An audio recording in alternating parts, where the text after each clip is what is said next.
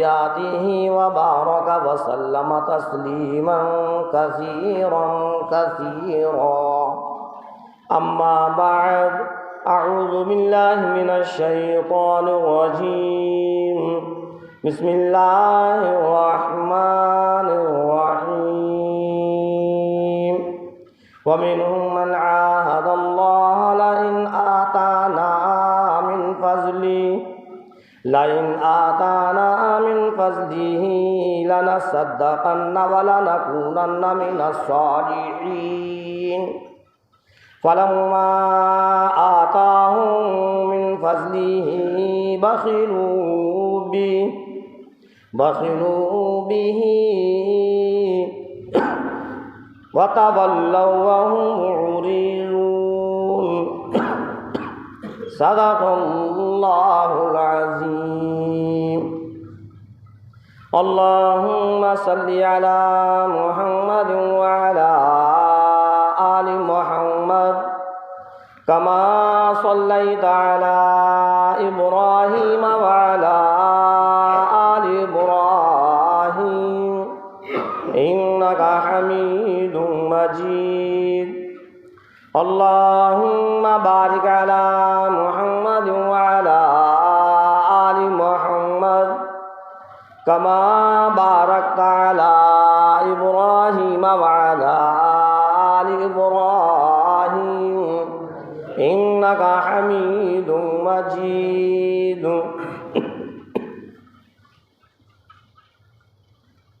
मोहतरम हज़रात, सामीन इकराम, अज़ीज़ साथियों, बड़ा मुबारक महीना है ये रमज़ानुल मुबारक का महीना। बड़े नसीब वाले होते हैं जिनको परवरदिगार आलम ये महीना अता करता है। अल्लाह का बहुत बड़ा एहसान है कि उस रब्बे कायनात ने एक बार फिर हम और आप तमाम ईमान वालों को ये रमज़ानुल मुबारक का महीना अता फरमाया। बहुत से ऐसे लोग हैं जो रमज़ान से पहले ज़मीन के ऊपर थे, लेकिन रमज़ान आने से पहले पहले वो दुनिया छोड़ चले। ये अल्लाह का एहसान है कि इस महीने के अंदर हम और आप तमाम ईमान वालों को अल्लाह तबारक ताला ने इबादत करने का मौका दिया। दूसरा आशरा शुरू हो गया। मैंने बतलाया था पिछले जुम्मे को कि अल्लाह के रसूल सरकार दो आलम सल्लल्लाहु अलैहि वसल्लम ने इस रमज़ानुल मुबारक के महीने को 3 अशरों में तकसीम किया और यूँ फरमाया मदनी करीम सल्लल्लाहु अलैहि वसल्लम ने कि पहला अशरा रहमतों वाला, दूसरा अशरा मग़फ़िरतों वाला और तीसरा अशरा इत्क़ुम मिनन नार, जहन्नम से आज़ादी वाला। एक अशरा निकल गया रहमतों वाला, अब ये अशरा जो चल रहा है मग़फ़िरतों वाला चल रहा है। हाँ, इसमें भी 5 दिन निकल गए। खूब अल्लाह से रो रो कर अपने गुनाहों की मग़फ़िरतें करवाएं, अपने गुनाहों को बख्शवाएं, अपनी गलतियों की खूब अल्लाह से रो रो कर बख्शिश करवाएं। ये मग़फ़िरतों वाला महीना है। अल्लाह अपने बंदों की मग़फ़िरत करता है, अल्लाह अपने बंदों के गुनाहों को माफ़ करता है, अल्लाह अपने बंदों की ख़ताओं को, लग़ज़िशों को दरगुज़र कर देता है। हाँ, ये वो महीना है। और पहले भी मैंने बतलाया था कि इस महीने की खूब कदर करें, खूब इबादत करें, ज़िक्र करें, कुरान करीम की तिलावत करें। हाँ, जितना हो सके कोई पता नहीं है कि फिर हमको ये महीना मिलेगा या नहीं मिलेगा। ऐसा मुबारक महीना है। और बड़े बदनसीब हैं वो लोग जिनको ये मुबारक महीना मिला और फिर वो रोजे नहीं रखते। अल्लाह ने इस मुबारक महीने में रोज़ों को फर्ज किया है। इस्लाम के 5 रुकन हैं। एक कलमे तौहीद और एक नमाज, एक रोज़ा और एक ज़कात और एक हज। जिस तरीके से परवरदिगार आलम ने नमाज को फ़र्ज किया, इसी तरीके से रोज़ों को फ़र्ज किया। और जिस तरीके से नमाज को छोड़ने वाला गुनहगार है, रोज़ों को छोड़ने वाला भी गुनहगार है। और इसी तरीके से अगर वो इंसान जो साहिब निसाब है, माल और दौलत है, रुपया पैसा है, अमीर है, उस पर अल्लाह ने ज़कात को फर्ज किया। अब अगर वो अपनी ज़कात नहीं निकालेगा तो वो गुनहगार होगा। अल्लाह ने वुसअत दी है तो उस पर हज फर्ज किया। ऐसा नहीं है कि हर एक पर परवरदिगार आलम ने सारे फराइज़ों को लगा दिया हो। अल्लाह रब्बुल इज़्ज़त फरमाता युरीदुल्लाहु बिकुमुल युस्रा वला युरीदु बिकुमुल उस्र। आओ ऐ लोगो ईमान वालों, मुसलमानों, मोमिनों,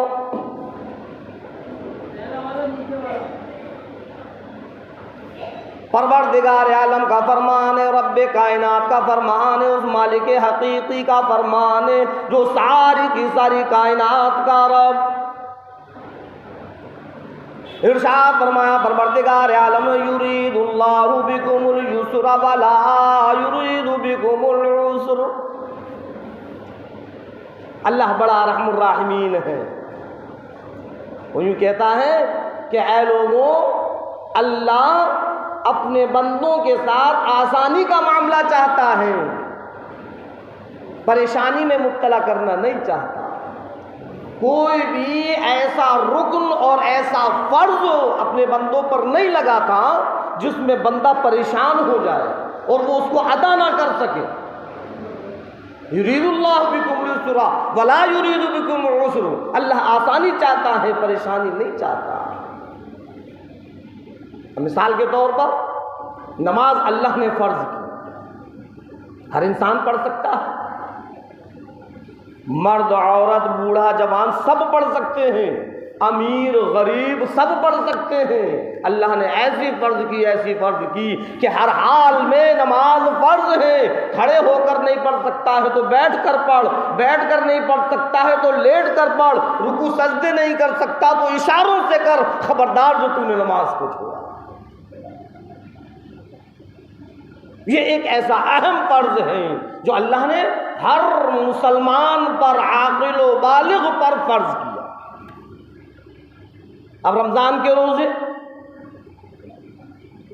बतलाया मैंने कि अल्लाह कहता है युरीदुल्लाहु बिकुमुल युस्रा वला युरीदु बिकुमुल उस्र। मैं कोई ऐसा फर्ज तुम पर नहीं लगाऊंगा जिसमें तुम परेशानी में मुब्तला हो जाओ। अल्लाह रब्बुल इज़्ज़त ने दूसरा फर्ज अपने बंदों पर लगाया, रमज़ान के रोज़े। नमाज हर एक पर फर्ज, मर्द पर, औरत पर, जवान पर, बूढ़े पर, बीमार पर, सेहतमंद पर, सब पर फर्ज है। यहाँ तक कि अगर मुसाफिर है तो उसको भी नमाज छोड़ने की इजाज़त नहीं है। हाँ, अल्लाह ने कसर कर दी कि अगर तेरा सफ़र ऐसा है कि तुझको दिक्कत और परेशानी आ रही है तो कम कर ले नमाज को, कसर कर ले। 4 रकात वाली 2 रकात के अंदर बदल दिया। और मेरे बंदे, तू 2 रकात नमाज पढ़ेगा, मैं तुझको पूरी नमाज का सवाब दूंगा। लेकिन फिर भी हम उस नमाज को अदा नहीं करते। सफ़र तो बहुत दूर, घरों के अंदर अदा नहीं करते। रमज़ान के रोज़ों के बारे में परवरदिगार आलम ने बताया, मेरे बंदे इस महीने के रोज़ों को हमने तुम पर फर्ज किया। इलाही किस पर? फमन शहीद मिनकुम शहरा फलियसुम, जिसको रमज़ान का चांद नज़र आ जाए बस चाहिए कि वो रोज़े रखे। अल्लाह ने यहाँ पर आसानी कर दी। वमन कान मरीज़न औ अला सफ़रिन फ़इद्दतुम मिन अय्यामिन उख़र, अगर तुम बीमार हो, अगर तुम सफ़र में हो, ऐसी बीमारी है कि अगर रोज़ा रखोगे तो जान जाने का अंदेशा है, मर्द बढ़ने का अंदेशा है, तकलीफ में आ जाने का अंदेशा है। फरमाया परवरदिगार आलम ने फ़इद्दतुम मिन अय्यामिन उख़र, उस वक़्त रोज़े ना रख। अब जब तेरी बीमारी दूर हो जाए, तू सेहतयाब हो जाए, फिर इसकी क़ज़ा रख। अगर अल्लाह कह देता नहीं, बीमार हो या सफ़र में हो, रोज़े रखना है, तो इंसान परेशानी के अंदर पड़ जाता कि बीमारी में मैं कैसे रखूँ। अल्लाह ने फरमाया नहीं, तेरा रब बड़ा अरहमुर राहिमीन है, वो ये नहीं चाहता कि बंदे परेशानी में आ जाए। बीमार है, रोज़ा रखना। ऐसी बीमारी नहीं कि ज़रा सा पेट में दर्द हुआ रोज़ा छोड़ दिया, ज़रा सा सर में दर्द हुआ रोज़ा छोड़ दिया, बदन में हल्कस हुआ रोज़ा छोड़ दिया। ऐसी शदीद बीमारी हो जिससे कि रोज़ा रखने से तकलीफ़ के अंदर बंदा आ जाए। अल्लाह ने फरमाया फ़इद्दत मिन अय्यामिन उख़र, तो अब तू दूसरे दिनों में इसकी क़ज़ा रख ले। तीसरा फ़र्ज़ ज़कात। हाँ, कलमे तौहीद, नमाज, रोज़ा। चौथा फ़र्ज़ ज़कात। अब अगर परवरदिगार आलम हर एक पर ज़कात फ़र्ज़ कर देता तो बंदे परेशान हो जाते। खाने को है नहीं है, ज़कात कहाँ से निकालें, कहाँ से लाएं, कर्जा लेकर निकालें, क्या करें, बंदा परेशानी में आ जाता है। अल्लाह ने फरमाया युरीदुल्लाहु बिकुमुल युस्रा वला युरीदु बिकुमुल उस्र। और मेरे बंदो, तुम जानते नहीं तुम्हारा रब कितना रहमुर राहिमीन है। वो अपने बंदों को परेशानी के अंदर मुब्तला करना नहीं चाहता। हर एक पर ज़कात फ़र्ज़ नहीं, बतला दिया अगर साहिब निसाब है तो ज़कात फ़र्ज़ हो, साहिब निसाब नहीं तो ज़कात फ़र्ज़ नहीं। अमीर है, दौलतमंद है, पैसे वाला है, अगर उसकी दौलत इतनी बढ़ गई, उसका माल इतना बढ़ गया, उसका रुपया पैसा इतना बढ़ गया कि वो साहिब निसाब बन गया। फरमाया कि अब तुझ पर ज़कात फ़र्ज़ हो गई। साहिब निसाब कौन है? जिसके पास 52.5 तोले चांदी या 7.5 तोले सोना हो। गौर से सुनना मसले को, ज़कात किस पर फर्ज है, कौन है साहिब निसाब? फरमाया कि जिस पर 52.5 तोले चांदी हो या 7.5 तोले सोना हो, उस पर पूरा साल गुजर जाए, ज़कात फ़र्ज़ हो गई। अब अगर ज़कात नहीं निकालेगा तो वो गुनहगार होगा। दूसरा मसला, किसी के पास ना तो 52.5 तोले चांदी है और ना 7.5 तोले सोना है, लेकिन थोड़ी सी चांदी है और थोड़ा सा सोना है। जब इन दोनों रकमों को मिलाया जाए तो उसमें 52.5 तोले चांदी आ सकती है। तो बतलाएं, इस पर भी ज़कात फ़र्ज़। समझ में आया दूसरा मसला? एक तो ये है कि 52.5 तोले चांदी हो या 7.5 तोले सोना हो, उस पर ज़कात फ़र्ज़। अब ना तो किसी पर 7.5 तोले सोना है ना 52.5 तोले चांदी है, थोड़ी सी चांदी है और थोड़ा सा सोना है। जब दोनों को मिलाएंगे तो उसमें इतनी रकम बन जाएगी कि उससे 52.5 तोले चांदी खरीद सकते हैं। फरमाया कि इस पर भी ज़कात फ़र्ज़ है अगर पूरा साल गुजर गया। तीसरा मसला, अब ना सोना है ना चांदी है, बिल्कुल सोना चांदी कुछ नहीं, जर्रा बराबर भी नहीं है, लेकिन रुपया इसके पास इतना है कि 52.5 तोले चांदी खरीद सकता है, उस पर भी ज़कात फर्ज है। शर्त सबके लिए एक है कि किसी का कोई कर्ज ना हो और उस पर पूरा के पूरा साल गुजर गया हो। 1 साल गुजर गया, किसी पर कोई कर्ज नहीं है किसी का, तो ज़कात है।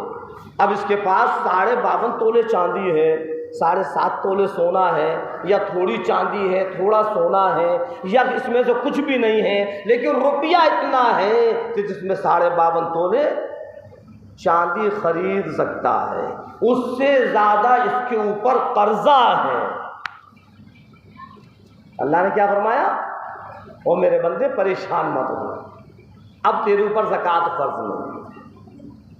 और अल्लाह अगर ये कह देता नहीं जी हर हाल में ज़कात देना है, तो बंदा परेशान हो जाता है कि मेरे ऊपर इतना कर्जा है, मैं कैसे ज़कात निकालूं। फरमाया परवरदिगार आलम ने युरीदुल्लाहु बिकुमुल युस्रा वला युरीदु बिकुमुल उस्रा। आओ 15वीं सदी के लोगों, अल्लाह कितना बड़ा रहमुर राहिमीन है। आओ ज़रा देखें इस आयत पर गौर करें। फरमाया परवरदिगार आलम ने, मैं अपने बंदों को परेशानी के अंदर मुब्तला करना नहीं चाहता। अल्लाह आसानी चाहता है, परेशानी नहीं। अल्लाह ने ऐसे फराइज़ों को अपने बंदों को ऊपर फर्ज किया जो आसानी के साथ अदा कर सकें, और उसके बावजूद फिर भी अगर हम अदा ना करें तो फिर अल्लाह क़हार है, अल्लाह जब्बार है, फिर अल्लाह की पकड़ बड़ी सख्त है। इन्ना बत्शा रब्बिका लशदीद। जब अल्लाह की पकड़ होती है, जब अल्लाह पकड़ करने पर आता है, तो फिर अल्लाह की पकड़ से कोई बच नहीं सकता। अगर हम साहिब निसाब हैं और उसके बाद अगर हम ज़कात नहीं निकालेंगे तो फिर हम गुनहगार बनेंगे, और यही माल कल क़यामत के दिन हमारे लिए बवाले जान बन जाएगा। हाँ, जिस माल को आज हम सहत कर रखते हैं, जोड़ कर रखते हैं, अलमारी और तिजोरियों में रखते हैं, जिस रुपये पैसे को बैंक बैलेंस में रखते हैं, ज़कात हमारे ऊपर फर्ज है, उसके बावजूद हम ज़कात नहीं निकालते, तो कल क़यामत के दिन यही माल हमारे लिए बवाले जान बन जाएगा।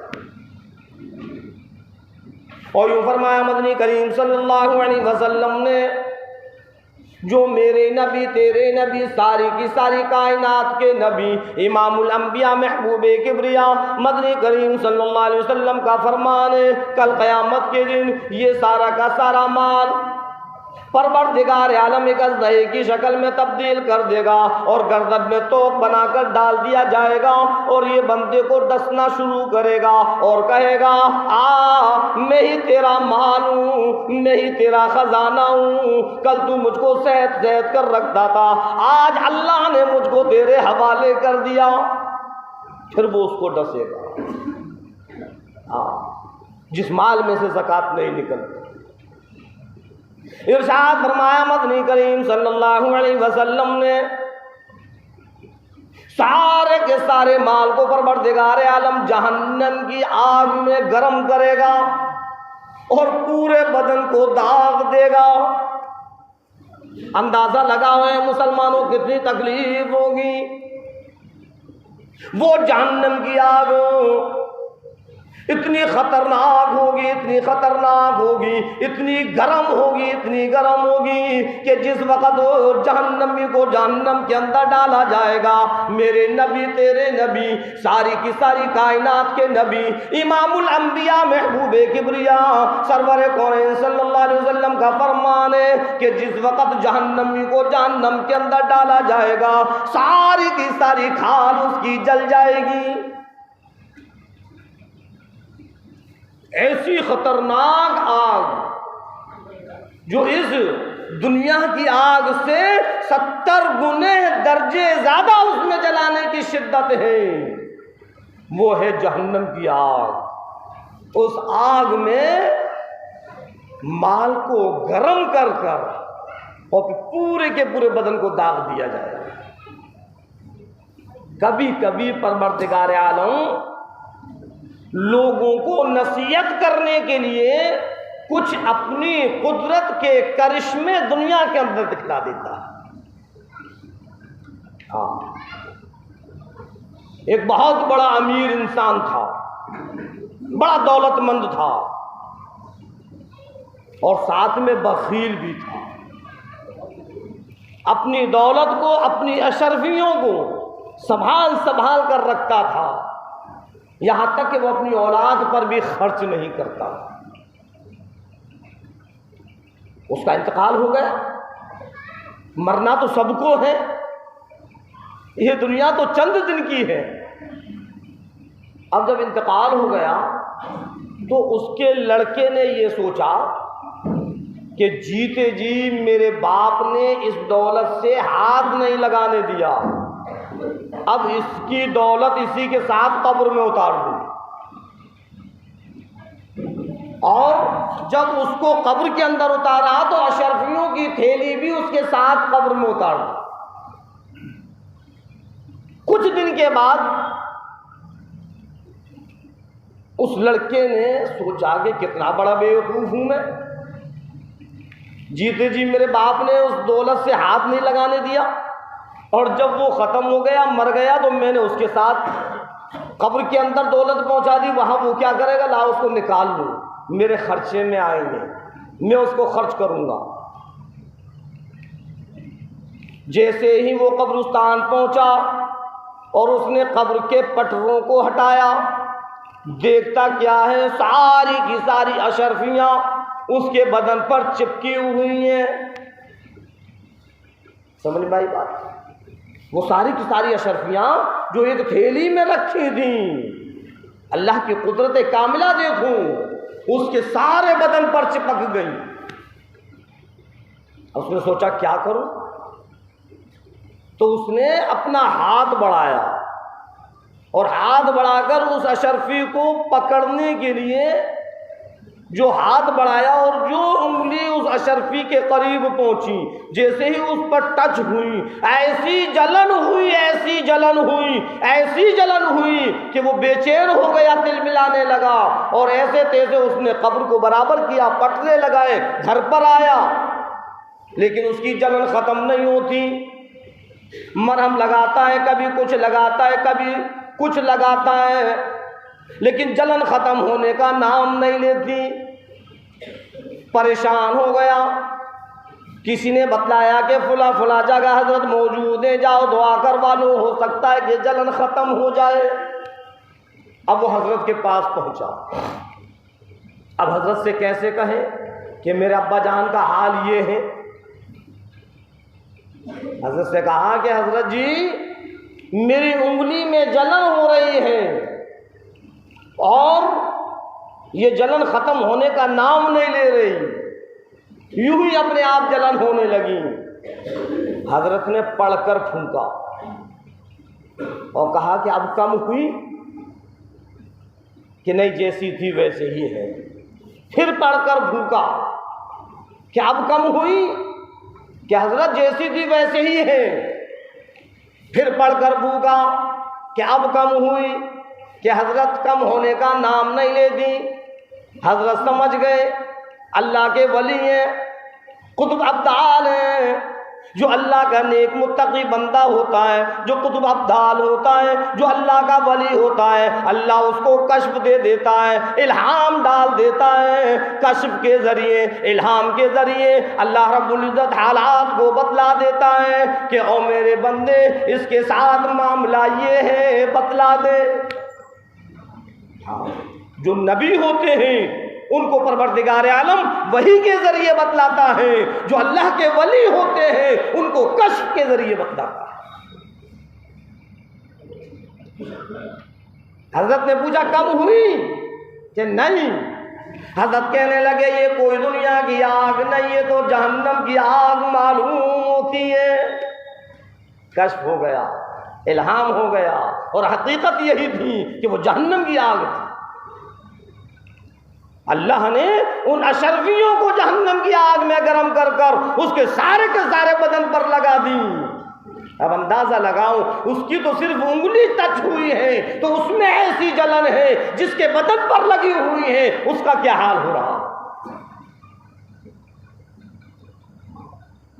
हज़रत कहने लगे ये जहन्नम की आग मालूम होती है, इस आग को बुझाने के लिए दुनिया में कोई पानी नहीं, कोई दवा नहीं, कोई असबाब नहीं, कोई चीज नहीं। अगर ये जहन्नम की आग बुझाने वाली है तो सिर्फ एक चीज है, और वो खुदा के खौफ से आंखों से निकला हुआ आंसू का एक कतरा,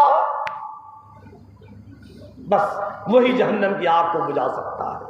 खुदा के खौफ से, खुदा के डर से जो हमारी आंखों से आंसू निकल आते हैं, अल्लाह जहन्नम की आग को बुझा देता है। तो बतला रहा था कि जो साहिब निसाब है और उसमें से अगर वो ज़कात नहीं निकालेंगे तो कल क़यामत के दिन अल्लाह इसी माल को उनके लिए बवाले जान बना दे।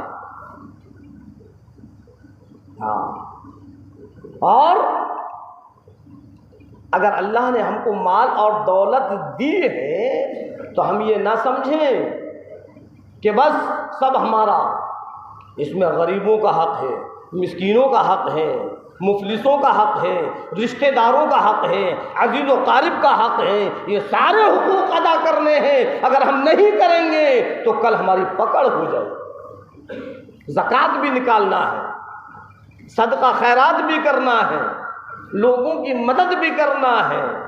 हाँ, ऐसा ही नहीं है कि बस माल अल्लाह ने दे दिया, अमीर बना दिया तो बस हमारा है सब, न मालूम कब परवरदिगार आलम हमसे ये छीन कर किसी और को दे। वो तो हर चीज पर कादिर है, वो चाहे तो अमीर बना दे, वो चाहे तो फकीर बना दे। ये जो आयत पाक खुतबे के दौरान मैंने पढ़ी थी, वमिनहुम मन आहदल्लाह इन अताना मिन फज़लिही लनसद्दक़न्न व लनकूनन्न मिनस सालिहीन फलम्मा आताहुम मिन फज़लिही बख़िलू बिही व तवल्लव व हुम मुअरिज़ून। ये आयत कब नाज़िल हुई, इसका भी शान नुज़ूल है। सुने, एक सहाबी रसूल हैं सालिबा, गुर्बत की जिंदगी में अल्लाह के रसूल सरकार दो आलम सल्लल्लाहु अलैहि वसल्लम के पास तशरीफ लाए, और वो सहाबी रसूल कहते हैं अल्लाह के नबी, ये अमीर लोग जब सदका और खैरात करते हैं, जब ज़कात देते हैं, जब इमदाद करते हैं, अल्लाह के रास्ते में खर्च करते हैं, तो मेरे दिल के अंदर भी उमंग पैदा होती है, मेरे दिल के अंदर भी तमन्नाएं जागती हैं कि अगर मेरे पास हो तो मैं भी ऐसा करूं। ए अल्लाह के नबी, मेरे लिए हाथ उठाकर दुआ कर दूं कि अल्लाह मुझको माल दे दे, अल्लाह मुझको अमीर बना दे। अल्लाह के रसूल सरकार दो आलम सल्लल्लाहु अलैहि वसल्लम ने फरमाया है, सालिबा गरीबी अच्छी है, अमीरी की दुआ मत मांग। इरशाद फरमाया मदनी करीम सल्लल्लाहु अलैहि वसल्लम ने, सालिबा गरीबी अच्छी है, अमीरी की दुआ मत मांग। तू जानता नहीं माल आ जाने से हुकूक बढ़ जाएंगे, गरीबों के हुकूक बढ़ जाएंगे, रिश्तेदारों के हुकूक बढ़ जाएंगे, मुफलिस मोहताजों के हुकूक बढ़ जाएंगे, अजीज़ व क़ारिब के हुकूक बढ़ जाएंगे। ज़कात तुझको देना होगी, सदका खैरात तुझको करना होगा। सालिबा कहने लगे, ए अल्लाह के नबी, बस आप हाथ उठा कर दुआ कर दो, मैं सब कुछ करने को तैयार हूँ। मुफस्सिरीन किराम ने लिखा है कि अल्लाह के रसूल सरकार दो आलम सल्लल्लाहु अलैहि वसल्लम ने ये फरमाया कि अगर तुम सदका खैरात इमदाद का सवाब लेना चाहते हो सुबहानल्लाह वल्हम्दुलिल्लाह वला इलाहा इल्लल्लाह वल्लाहु अकबर वला हौला वला कुव्वता इल्ला बिल्लाहिल अलिय्यिल अज़ीम। ऐ सालिबा, इसको पढ़ लिया करो, इसका विर्द कर लिया करो, इसकी कसरत कर लिया करो, तुमको सदक़े का सवाब मिल जाएगा, खैरात का सवाब मिल जाएगा, इमदाद का सवाब मिल जाएगा, लोगों के साथ हमदर्दी करने का सवाब मिल जाएगा। ऐ सालिबा, अमीरी की दुआ मत मांगो, गरीबी अच्छी है, अमीरी अच्छी नहीं। बार बार समझा रहे हैं सालिबा, गरीबी अच्छी है, अमीरी की दुआ मत मांग। सालिबा है कि जिद कर दी। अल्लाह के रसूल सरकार दो आलम सल्लल्लाहु अलैहि वसल्लम ने कितना बेहतरीन नुस्खा बतलाया कि अगर कोई गरीब है, ये सिर्फ सालिबा के लिए नहीं है, ये सारी की सारी उम्मत के लिए है कि अगर कोई गरीब है, उसके पास माल दौलत नहीं, रुपया पैसा नहीं, वो चाहता ये है कि मुझको सदक़े का सवाब मिल जाए, मुझको खैरात का सवाब मिल जाए, मुझको इमदाद का सवाब मिल जाए। तीसरा कलमे का विर्द करो, तीसरे कलमे की कसरत से तीसरे कलमे को कसरत से पढ़ा करो, अल्लाह सदक़े का सवाब देगा, खैरात का सवाब देगा और इमदाद का सवाब देगा। वो कितना आसान है। सुबहानल्लाह वल्हम्दुलिल्लाह वला इलाहा इल्लल्लाह वल्लाहु अकबर वला हौला वला कुव्वता इल्ला बिल्लाहिल अलिय्यिल अज़ीम। इतना पढ़ने पर अल्लाह सदका, खैरात, इमदाद का सवाब दे रहा है। इरशाद फरमाया मदनी करीम सल्लल्लाहु अलैहि वसल्लम ने, सालिबा जिद ना कर, गुर्बत की ज़िंदगी अच्छी है, गरीबी की ज़िंदगी अच्छी है। माल आ जाने से तुझको परेशानियां आ जाएंगी, माल आ जाने से तेरे ऊपर हुकूक बढ़ जाएंगे, माल आ जाने से ज़कात तुझ पर फर्ज हो जाएगी, माल आने से सदका खैरात भी तुझको देना पड़ेगा। सालिबा कहते हैं, ए अल्लाह के नबी, मैं सब कुछ करने को तैयार हूँ, बस हाथ उठाकर आप दुआ फरमा दें।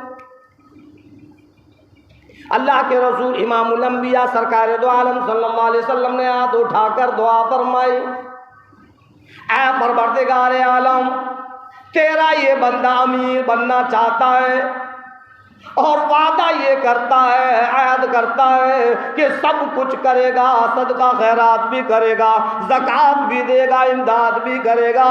ऐ रब, इसको माल दे, इसको अमीर बना, इसको दौलतमंद बना। अल्लाह के रसूल सरकार दो आलम सल्लल्लाहु अलैहि वसल्लम की दुआ हो और कबूल ना हो, अल्लाह ने कबूल फरमा दिया और इतना माल आया, इतना माल आया, इतना माल आया कि अमीर बन गए, दौलतमंद बना दिया।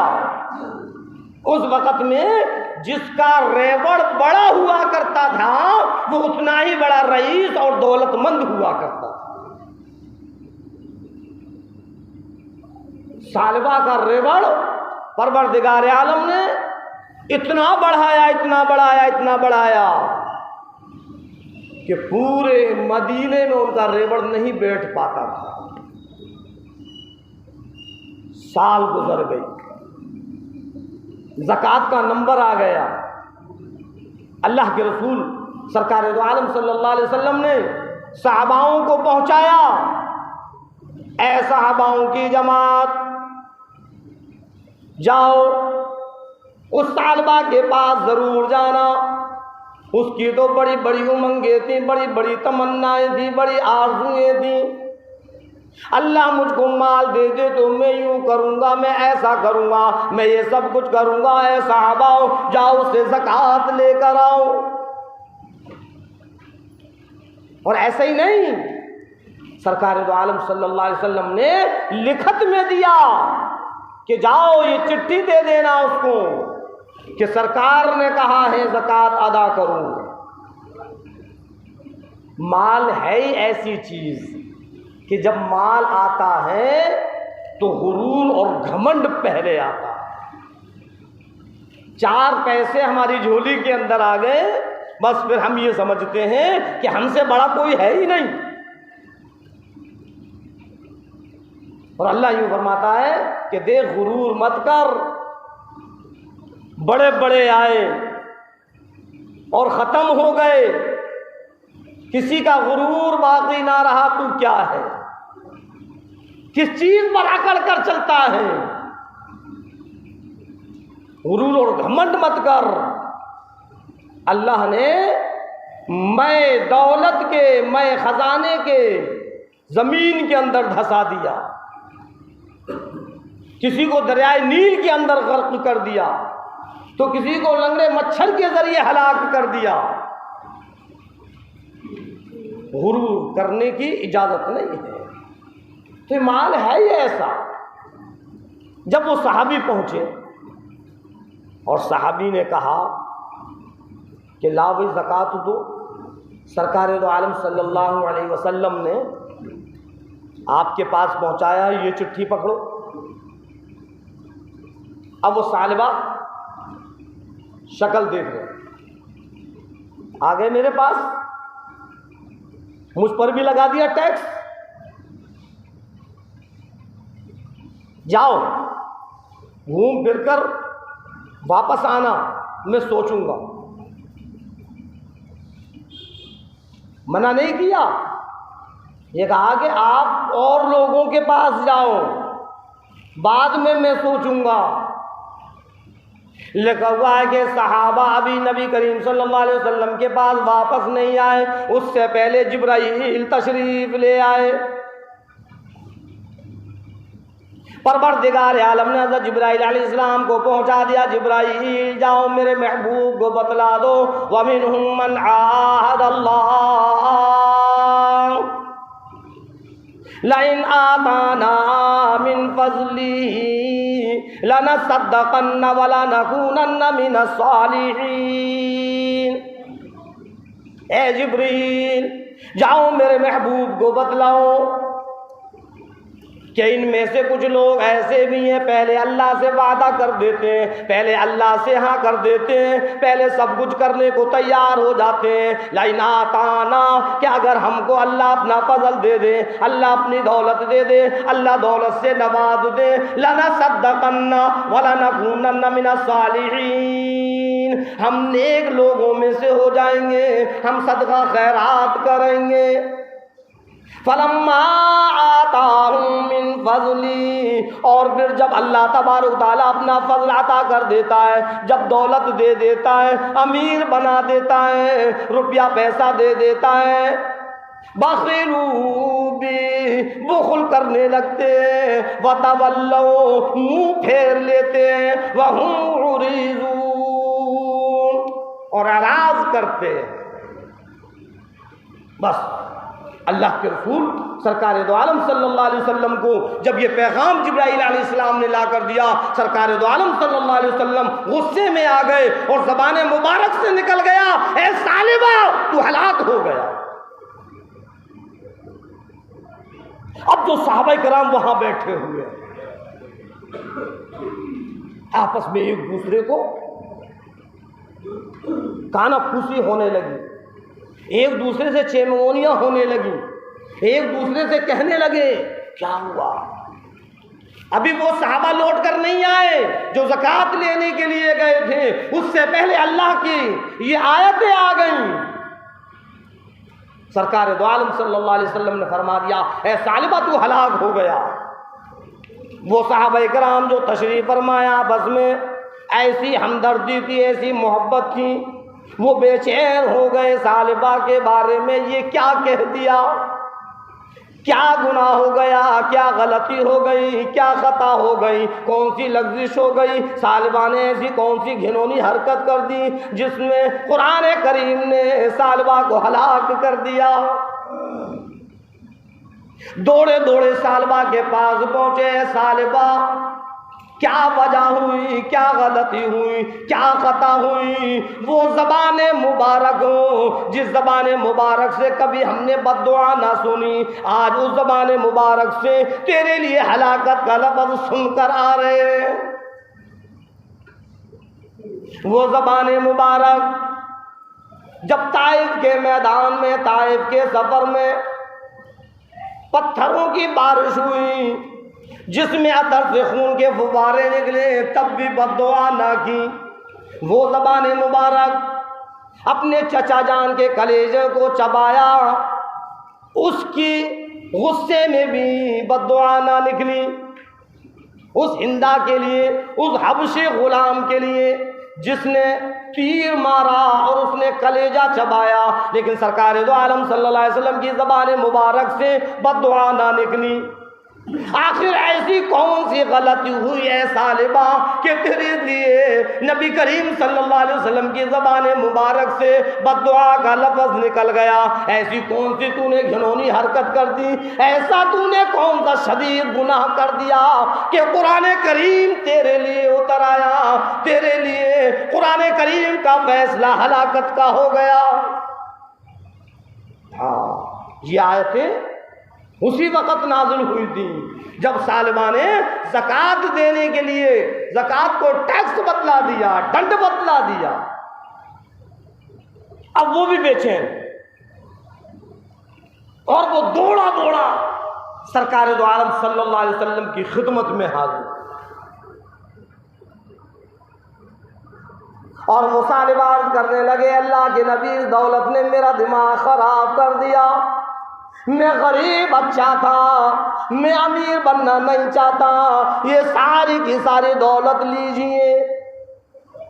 सरकार दो आलम सल्लल्लाहु अलैहि वसल्लम फरमाने लगे, ऐ सालिबा, तेरा एक बकरी का बच्चा भी परवरदिगार आलम ने लेने से मना कर दिया। नहीं, अब कुछ नहीं हो सकता। तुझको मैंने पहले बहुत समझाया था, तू अपनी जिद पर अड़ा रहा। मैंने तुझको बतलाया था कि गरीबी अच्छी है, अमीरी की दुआ मत मांग, माल आने से गुरूर और घमंड आ जाता है। हाँ, माल को कमाना बहुत आसान है, माल को इकट्ठा करना बहुत आसान है, लेकिन उस माल को बचाकर रखना ये बड़ा मुश्किल है। सबसे पहले माल के साथ साथ गुरूर और घमंड चलकर आता है, जो हमारी सारी की सारी इबादतों को ख़त्म कर देता है।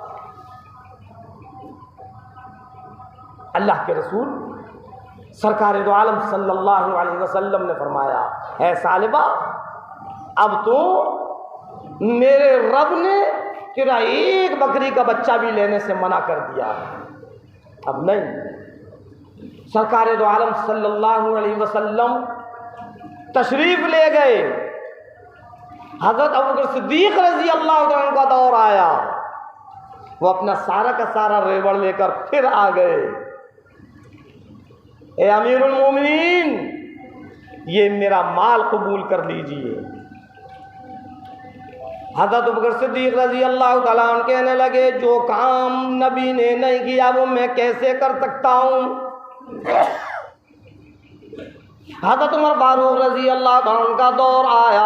अमीरुल मोमिनीन हज़रत उमर फारूक रज़ी अल्लाह अन्हु के पास वो अपना सारा का सारा रेवड़ लेकर आए। वही जवाब दिया कि ऐ सालिबा, जो काम नबी ने नहीं किया, जो काम सिद्दीक़ अकबर ने नहीं किया, वो मेरी क्या मजाल है कि मैं उस काम को करूं।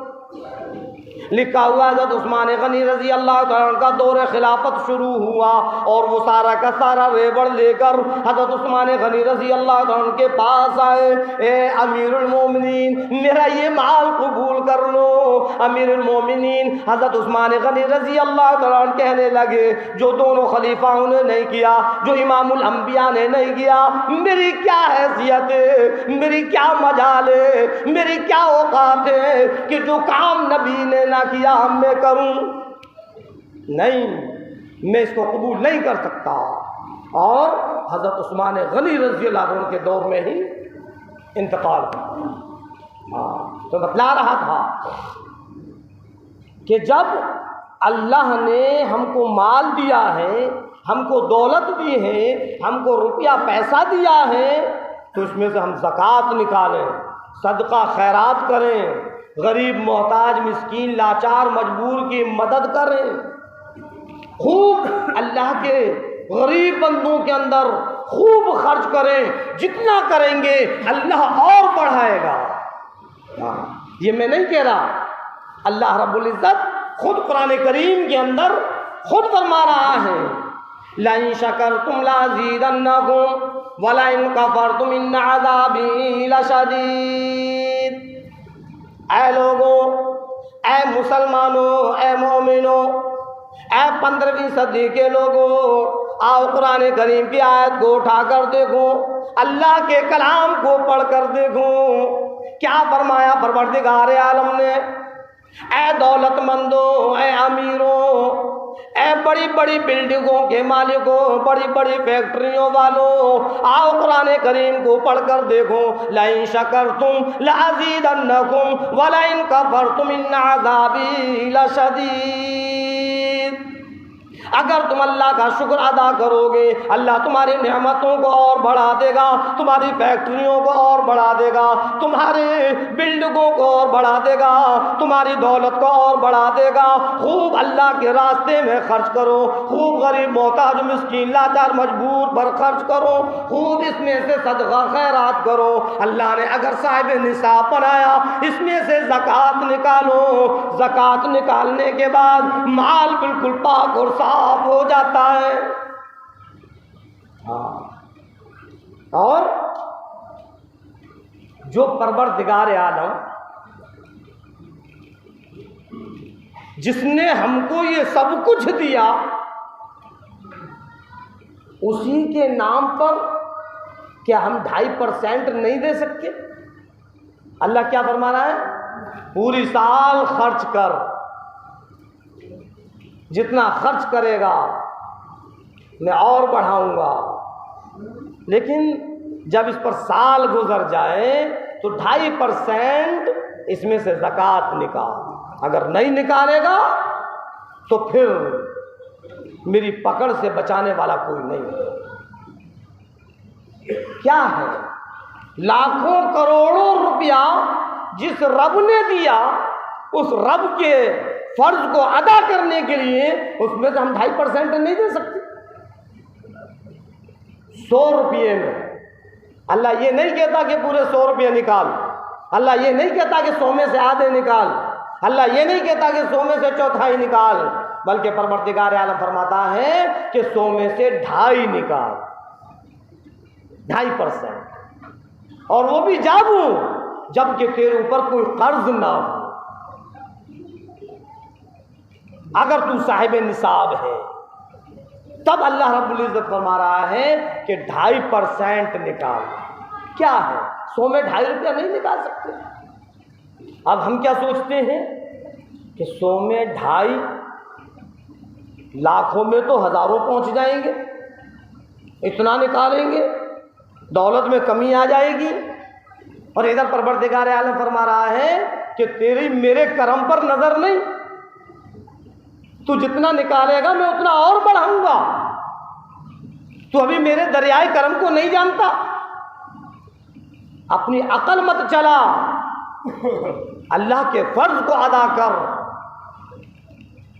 जितना तू निकालेगा अल्लाह उसमें और बढ़ोतरी कर देगा।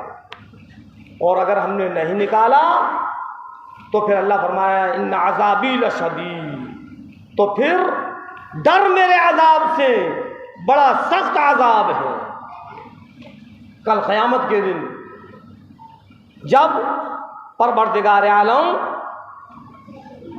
इस ज़कात को अदा ना करने की वजह से उसने अगर किसी अजाब के अंदर हमको मुब्तला कर दिया तो फिर उस अजाब से बचाने वाला कोई नहीं है, उसकी पकड़ से बचाने वाला कोई नहीं है। हाँ, अगर अल्लाह ने दौलत दी है